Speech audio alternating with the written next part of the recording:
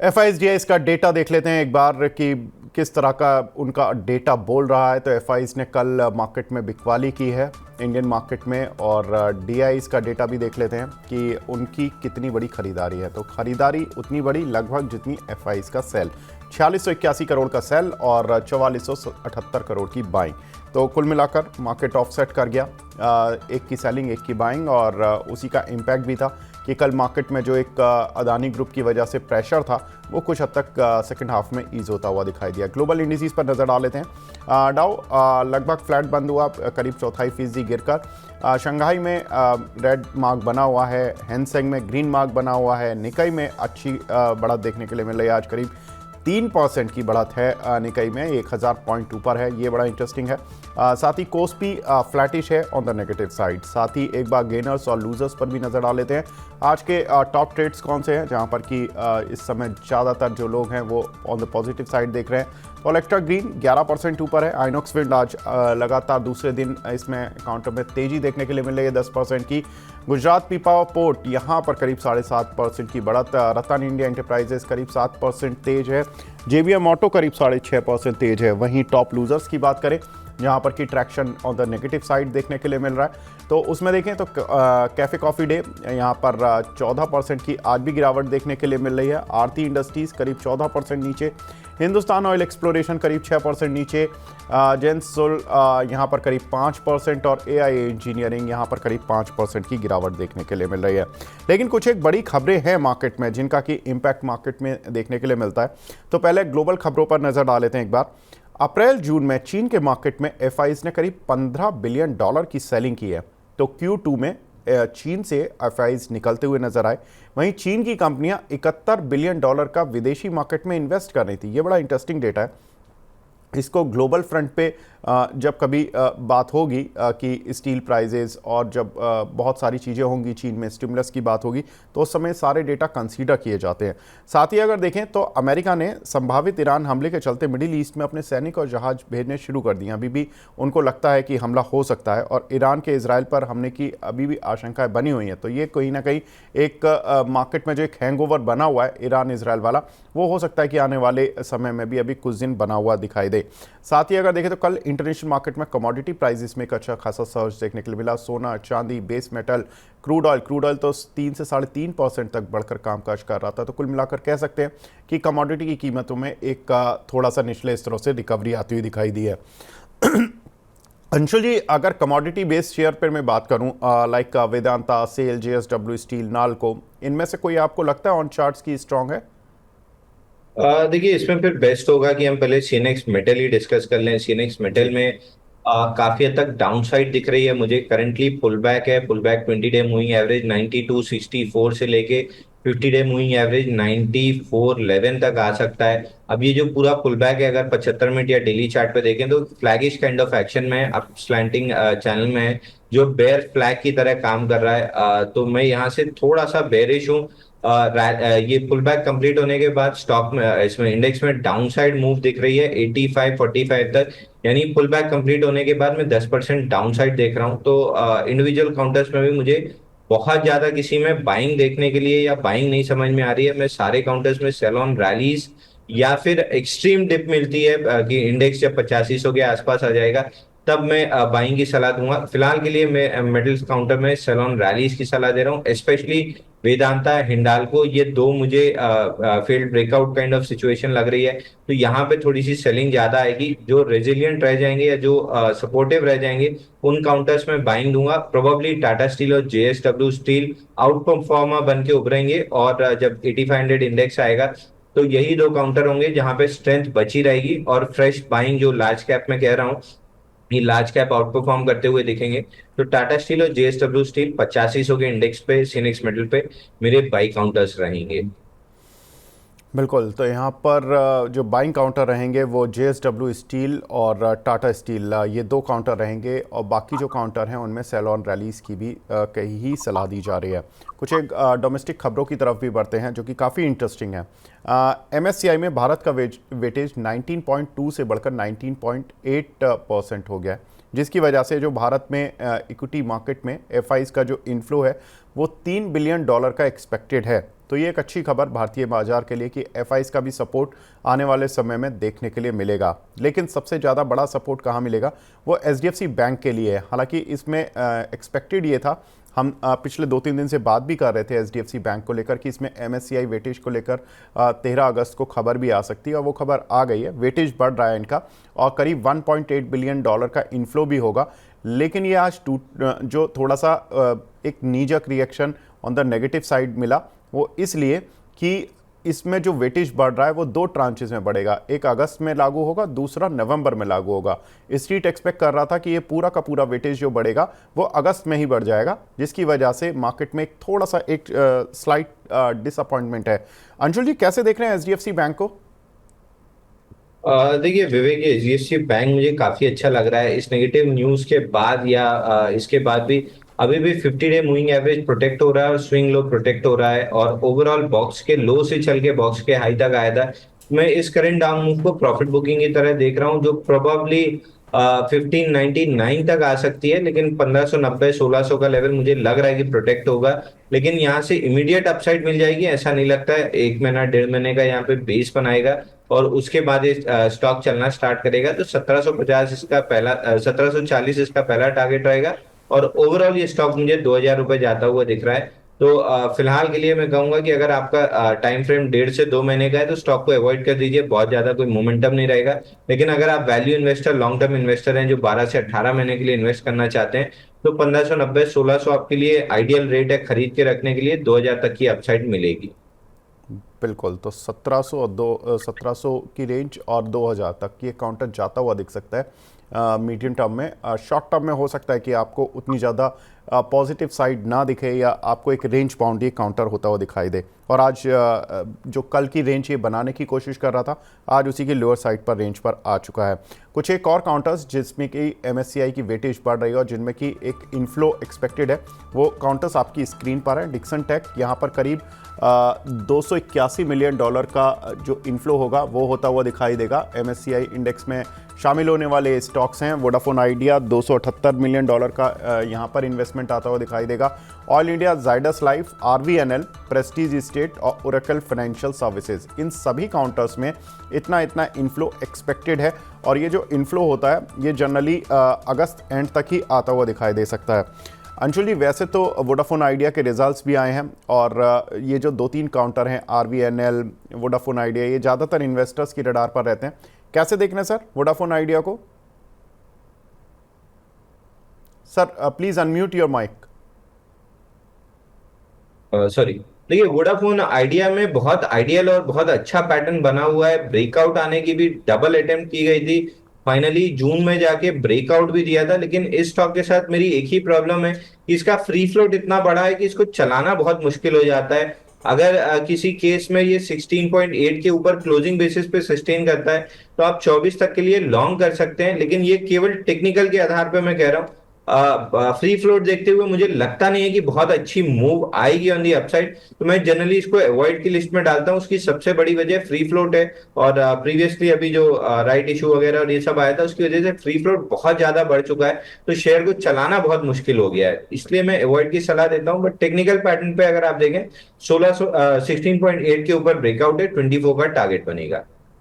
जी, Dixon Tech, Oracle Financial, RVNL, इन सभी में आपको कुछ लगता है कि कोई जिनका एमएससीआई में वेटेज बढ़ रहा है, यहाँ पर कुछ आपको लगता है कि कोई काउंटर है जो कि on the positive side move कर सकता है? देखिए स्टैंडर्ड डिस्क्लेमर से स्टार्ट करूंगा। सुबह डिक्सन टेक्नोलॉजी दूसरे मीडिया प्लेटफॉर्म पे मैंने लॉन्ग कॉल इनिशिएट किया, लॉन्ग करने के लिए सलाह दी है। ऊपर में 12,600 रुपए स्टॉक मुझे आता हुआ दिख रहा है। इमीडिएट टारगेट 12,100 का है, बट 12,600 का स्विंग हाई हाई लाइकली है कि स्टॉक टच करेगा। 20 और 50 डे मूविंग एवरेज के बीच में इसने डबल बॉटम डेली चार्ट पे बनाया है, इसलिए 12,600 तक आता हुआ दिख रहा है। तो इस स्टॉक को आप अपनी नजर में रखिए, करंट मार्केट प्राइस से भी बाई कर सकते हैं। 1.5 से 2 हफ्ते का समय देंगे तो 12,600 का लेवल आराम से मिल जाएगा। दूसरा ओरेकल फाइनेंस, ओएफएसएस के नाम से हम जिसको जानते हैं, ये भी कल हमने अपने क्लाइंट्स को और मीडिया प्लेटफॉर्म्स पे बीटीएसटी रिकमेंड किया था। हमको लग रहा है कि ये स्टॉक का 11,443 का जो स्विंग हाई था 11,443 का, इस लेवल को आराम से टेस्ट कर लेगा अगले 1.5 से 2 हफ्ते में। तो ये दो स्टॉक हमारे रडार पे हैं जिसमें हमको बड़ी अपसाइड आती हुई दिख रही है।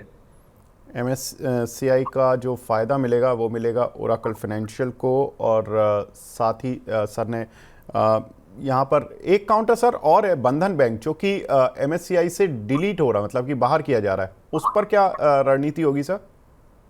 देखिए, बंधन बैंक कंटिन्यूअसली मार्केट को अंडर परफॉर्म कर रहा है, अपने इंडेक्स को भी अंडर परफॉर्म कर रहा है, मार्केट को भी, ओवरऑल मार्केट को भी अंडर परफॉर्म कर रहा है। हम जनरली एग्जिट की सलाह ही इसमें दे रहे हैं, क्योंकि जो भी स्टॉक मार्केट को इतनी तेजी के बाद भी आउट परफॉर्म नहीं कर रहा है, मतलब उसमें किसी भी स्मार्ट मनी या वैल्यू इन्वेस्टर तक का कोई इंटरेस्ट नहीं है, तो हमारा एज ए रिटेल नहीं होना चाहिए, क्योंकि हमारी कैपिटल बहुत छोटी होती है।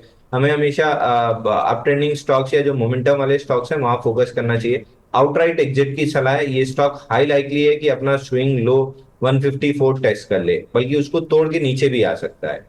बिल्कुल, तो 4 काउंटर, बंधन बैंक जहाँ पर कि आपको अवॉइड की सलाह, आइडिया जहाँ पर कि आपको अवॉइड की सलाह, तीसरा काउंटर है HDFC बैंक जो कि लॉन्ग टर्म के लिए पॉजिटिव है, लेकिन शॉर्ट टर्म में अभी आपको मूव शायद ना मिले। दूसरा ओरेकल फाइनेंशियल, यहाँ पर आप पॉजिटिव साइड पर जा सकते हैं।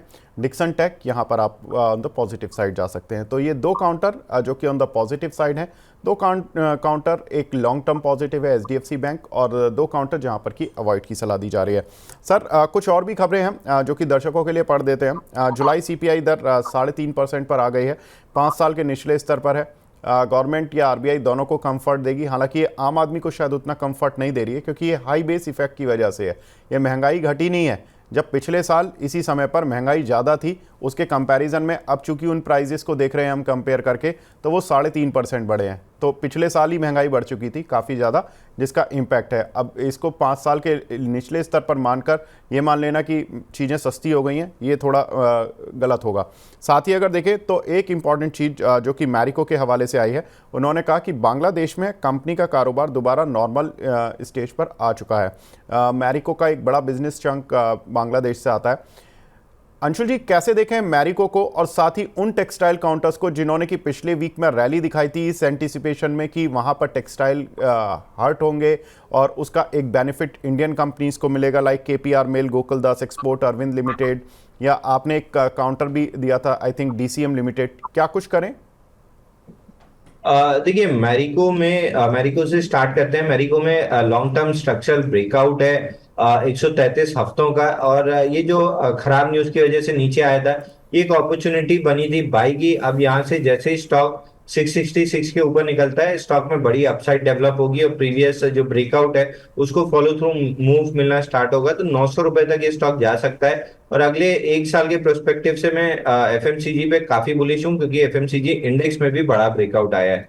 तो सर, टेक्सटाइल स्टॉक में जितना एक्सपेक्टेड था उतना मूव आया नहीं, और जितनी न्यूज में पॉजिटिवनेस दिखा रहे थे, जब devil lies in the details हम कहते हैं, जब डिटेल में गए तो ये पता चला कि बहुत ज्यादा कोई पॉजिटिव इफेक्ट नहीं आएगा in the extreme short term. Long term में भले इसका हमें पॉजिटिव इफेक्ट मिले, लेकिन शॉर्ट टर्म में इतना मिलता हुआ नहीं दिखेगा, जिसकी वजह से प्राइजेस थोड़ी सी करेक्ट होती हुई दिख रही हैं। लेकिन चार्ट में कोई ऐसा डैमेज नहीं है कि हम ये कहते हैं टॉप आउट हो गए। पुल बैक जो आया है ये हेल्दी पुल बैक है, लोअर वॉल्यूम्स पे पुल बैक है। तो अरविंद एक बाइंग की सलाह रहेगी, DCM में एक बाइंग की सलाह रहेगी, और तीसरा स्टॉक जो हम अपने एक्टिवली क्लाइंट्स को रिकमेंड कर रहे हैं वो है आलोक इंडस्ट्री, क्योंकि इसमें रिलायंस ग्रुप की भी बड़ी होल्डिंग है। और स्टैंडर्ड डिस्क्लेमर दे दूं, मेरे फैमिली पोर्टफोलियो में आलोक इंडस्ट्री लॉन्ग है। तो ये 3 काउंटर्स हैं जो मुझे काफी अच्छे लग रहे हैं, इन तीनों में बाइंग की जा सकती है। जी, तो आलोक इंडस्ट्री और DCM लिमिटेड और अरविंद लिमिटेड, ये 3 काउंटर टेक्सटाइल से जुड़े हुए, जहाँ पर कि अंशुल जी को लगता है कि यहाँ पर अभी भी पॉजिटिव मूव बने हुए हैं या बनेंगे। कुछ एक क्वेश्चंस भी ले लेते हैं दर्शकों के। एक हमारे साथ दर्शक का सवाल है सुजलॉन पर। ये कर्माकर करके दर्शक हैं, इनका सुजलॉन पर सर 1000 शेयर हैं 70 रुपये के भाव के, 1 साल का व्यू है, क्या करें? अच्छा रिटर्न तो इनको मिल रहा है ऑलरेडी। देखिए विवेक जी, आप ही के प्लेटफॉर्म पे मल्टीपल टाइम्स हमने रिकमेंड किया था कि यहाँ पे जब 56 पे ब्रेकआउट आया था, 98 डेज का कपनैंडल पैटर्न था, उसके ऊपर बेस ऑन बेस भी बना था 19 दिन का। तब मुझे याद है कि आपके ही शो पे शायद मैं लाइव था जब 56 रुपीज पे ब्रेकआउट आ रहा था। तब हमने 3 टारगेट दिए थे, 64, 74 और 90। अब ये 90 की तरफ बढ़ रहा है। 90 पे 50%, 90 पे 75% प्रॉफिट बुकिंग करना चाहिए, और बाकी स्टॉक को थोड़ा सा होल्ड कीजिए। मुझे लग रहा है कि 90 के ऊपर भी मोमेंटम मिलेगा 105 तक, बट वो फिर एक्सटेंडेड मोमेंटम है, उसको 25% क्वांटिटी से ही प्ले करना चाहिए। 90 पहुंचने के बाद 86 का क्लोजिंग बेसिस पे स्टॉप लॉस अपडेट करके 25% क्वांटिटी और मोमेंटम के लिए प्ले करना चाहिए, लेकिन 75% क्वांटिटी 90 पे बुक करना चाहिए। जी, दीपक शर्मा जी का सवाल है क्विक हील पर सर, इनके पास 100 शेयर हैं 615 रुपए के रेट के, लॉन्ग टर्म के लिए होल्ड कर सकते हैं, क्या करें? देखिए क्विक हील हमको काफी अच्छा लग रहा है, मीडिया प्लेटफॉर्म्स पे हमने रिकमेंड किया है, अपने क्लाइंट्स को भी रिकमेंड किया है। उसकी वजह ये है 96 डेज का इसमें कप एंडल पैटर्न ब्रेकआउट आया है, और ब्रेकआउट के बाद से ये बहुत शैलो पुल बैक ले रहा है, पूरे मार्केट प्रेशर को झेला है, आउट परफॉर्मिंग स्टॉक है, 18 दिन का बेस ऑन बेस पैटर्न है। इस स्टॉक में जैसे ही 628 630 की रेंज निकलेगी, 750 और 790 ये रेंज आती हुई दिखेगी, लगभग 800 रुपए तक का टारगेट दिख रहा है। बट 750 पे फिबोनाची एक्सटेंशन का रेजिस्टेंस है, उसके बाद 790 पे भी है। तो 750 से 790 की रेंज आती हुई दिख रही है। जिसको प्रीएम्प्टिव बाई करना है वो प्रीएम्प्टिव बाई कर सकता है, जिसको मोमेंटम के लिए प्ले करना है वो 630 रुपए के ऊपर बाई करे। दोनों केस में 750 से 790 रुपए आता हुआ दिख रहा है स्टॉक। राहुल सिंह का सवाल है महाराष्ट्र सीमलेस बाय करें क्या? बाय किए हुए हैं 890 पर, और पूछ रहे हैं कि क्या एवरेज करें या वेट करें किसी और करेक्शन का? देखिए महाराष्ट्र सीमलेस में कंप्लीटली डाउन ट्रेंडिंग स्टॉक है, 594 पे चल रहा है। इस स्टॉक में देखिए बाइंग क्लाइमैक्स हुआ था विवेक जी, और जनरली बाइंग क्लाइमैक्स के बाद 50% चांस होता है कि स्टॉक 80% करेक्ट होगा, और 80% चांस होता है कि स्टॉक 50% करेक्ट होगा। ये अपने हाई से ऑलरेडी 60% नीचे आ चुका है।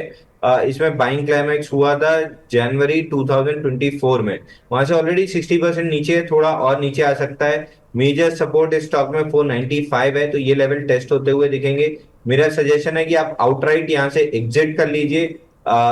नीचे में 494 आता हुआ दिख रहा है, उसके बाद भी 494 पे ये एटलीस्ट 2 ढाई साल का बेस जी बनाएगा, उसके बाद चलता हुआ दिखेगा, तो आउटराइट एग्जिट की सलाह है। जी, अंशुल जी आपकी रडार पर कौन से शेयर हैं इस समय? देखिए मेरे रेडार पे इस समय शॉर्ट टर्म के हिसाब से दो शेयर हैं। पहला एमके है, एमके में ब्रेकआउट आया 22 दिन के कप हैंडल पैटर्न का, तो ये स्टॉक ऊपर में 215 रुपए तक जा सकता है। करंट मार्केट प्राइस 202 से आपको बाई करना चाहिए। 194 का स्टॉप लॉस रहेगा और 215 का टारगेट रहेगा। दूसरा स्टॉक है टीबीजेड, ये ज्वेलरी स्पेस के सारे पीसी ज्वेलर्स काफी अच्छा चला है, कल्याण जी काफी अच्छा चला है, और टीबीजेड में थोड़ा लेट ब्रेकआउट आया है, लेकिन 142 दिन के कप हैंडल पैटर्न का ब्रेकआउट आया है। इस स्टॉक को भी करंट मार्केट प्राइस 169 170 की जोन में बाई करना है। 164 का क्लोजिंग बेसिस पे स्टॉप लॉस लगाना है, और इमीडिएटली आपको 180 मिलेगा, लेकिन मैं कहूंगा आप 2 से 3 हफ्ते का स्टॉक को अगर समय देते हैं तो 199 से 200 तक का भी आपको टारगेट मिल सकता है। और आई वुड सजेस्ट कि आप इस स्टॉक को 2 से 3 हफ्ते का समय दीजिए, आपको 200 तक के लिए प्ले करना चाहिए। बिल्कुल। अंशुल जी आप हमारे साथ जुड़े सर, बहुत बहुत शुक्रिया हमसे जुड़ने के लिए, अपना प्रीशियस टाइम देने के लिए। धन्यवाद विवेक। अब हमारे साथ दूसरे खास मेहमान भी जुड़ चुके हैं। हमारे साथ आईडीबीआई कैपिटल्स के technical and derivative head mister Brijesh L भी जुड़ चुके हैं। ब्रिजेश जी हाय, गुड मॉर्निंग सर। मॉर्निंग विवेक जी। ब्रिजेश सर, मार्केट पर आपका आउटलुक क्या लग रहा है? कल के जो एक प्रॉब्लम थी अदानी ग्रुप से जुड़ी हुई, उसके बाद अब क्या करना चाहिए मार्केट में? मार्केट में विवेक मुझे लगता है कि मार्केट पे उतना बड़ा फॉल नहीं आया कल। हालांकि 20 निफ्टी में अगर आप देखोगे तो एक 20 पॉइंट्स मार्जिनली 20 पॉइंट के नेगेटिव में बंद हुआ था, और आज एक 30 पॉइंट नीचे है। मेजर वीकनेस नहीं है, मुझे लगता है कि रेंज बाउंड रहेगा। हालांकि ये वीक के लिए 24,200 और 24,500 ये रेंज है 300 पॉइंट का, तो मेरा मानना है कि इसी रेंज में रहेंगे। और आज हो सकता है कि डे एंड पे अभी जो 31 पॉइंट जो माइनस चल रहा है निफ्टी में, वो थोड़ा रिकवरी हो सकता है, और 30-40 पॉइंट प्लस में हम बंद हो सकते हैं, क्योंकि सपोर्ट्स पे ट्रेड कर रहे हैं हम लोग। ये प्योरली ट्रेडिंग पर्सपेक्टिव से बता रहा हूँ। और अगर हम डायरेक्शनली देखें तो मुझे लग रहा है जब तक 24,200 के ऊपर है तब तक थोड़ा सा साइडवेज ही रहेगा। मेजर वीकनेस नहीं लगता है। अगर बाय एनी चांस ये वीक अगर 24,000 के नीचे क्लोज आता है, जो मुझे फिलहाल तो नहीं लग रहा है, अगर 25,000 के नीचे क्लोज आता है तो फिर मुझे सोचना पड़ेगा, फिर हो सकता है कि अगला जो आने वाला वीक है उसमें भी नेगेटिव प्राइस देखने को मिल सकता है। बट अभी मुझे लग रहा है कि ये काफी रेंज में रहेगा, रेंज बाउंड रहेगा।